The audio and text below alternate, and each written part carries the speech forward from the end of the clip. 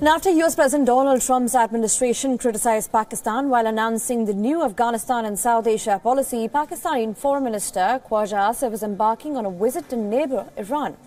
This is the second leg of Asif's regional tour as part of Islamabad's diplomatic initiative to offset the possible negative fallout of United States' new strategy for Afghanistan and South Asia.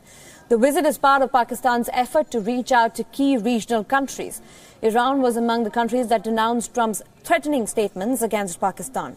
Pakistan is hopeful of a positive outcome of the ministers' visit, since the month-old strained ties between Iran and Saudi Arabia are on the mend. The deteriorating ties had complicated Pakistan's efforts to bring regional countries on board, and the Pakistan foreign minister visited China last week and managed to win the crucial support from Beijing. China threw its weight behind Pakistan's stance that solution to the 16-year-long conflict in Afghanistan is not possible through the use of force. Both countries have called for pursuing the political option for achieving peace in the war-ravaged country. Remember, in his policy speech on August 21st, US President Donald Trump announced a troop surge to break the stalemate in Afghanistan. He, at the same time, hit out at Pakistan for what he called supporting agents of chaos, violence and terrorism. Thank you very much. Thank you. I would like to... And joining us on the program is senior correspondent Ramesh Ramachandran. Ramesh, Trump, while announcing his policy for South Asia and Afghanistan, had accused Pakistan for providing safe haven to terrorists. And Pakistan is upset over the allegations. Why is he visiting Iran? What is the significance? Well, clearly, Jessica, this visit comes at a time when both of Pakistan's benefactors, the US and China, both are seemingly calling Pakistan's bluff. We first saw the Washington come out with a new South Asia strategy which gave India a more influential role in Afghanistan and castigated Pakistan for fomenting terror attacks against India. And recently we saw China join issue with Pakistan on the issue of terrorism, especially on a proposal first mooted and proposed by India in the BRICS joint statement.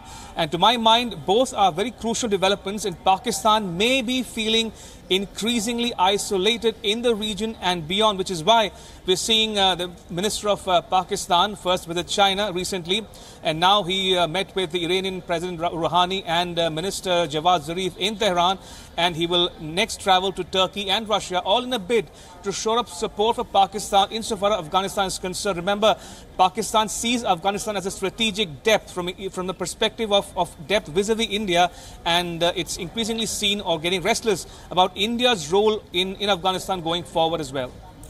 Right, Ramesh, and as you pointed out, Pakistan is in fact getting isolated given the kind of emerging sort of announcement that have come even from Trump and the foreign minister in India also being active on this particular issue. What do you think Pakistan is likely to do, and what kind of message is it trying to send out by the foreign minister in fact first going to China, getting their support, and now traveling to Iran?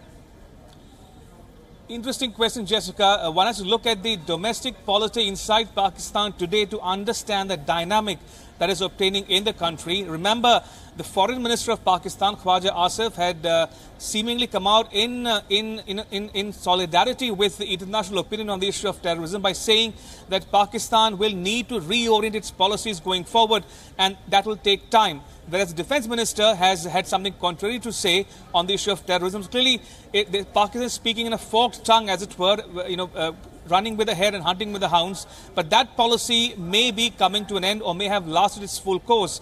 And we are seeing Pakistan at a crossroads now. It has to choose for itself whether it wants to side with the terrorists on the one hand or with the region, the neighbors of Afghanistan on the other hand.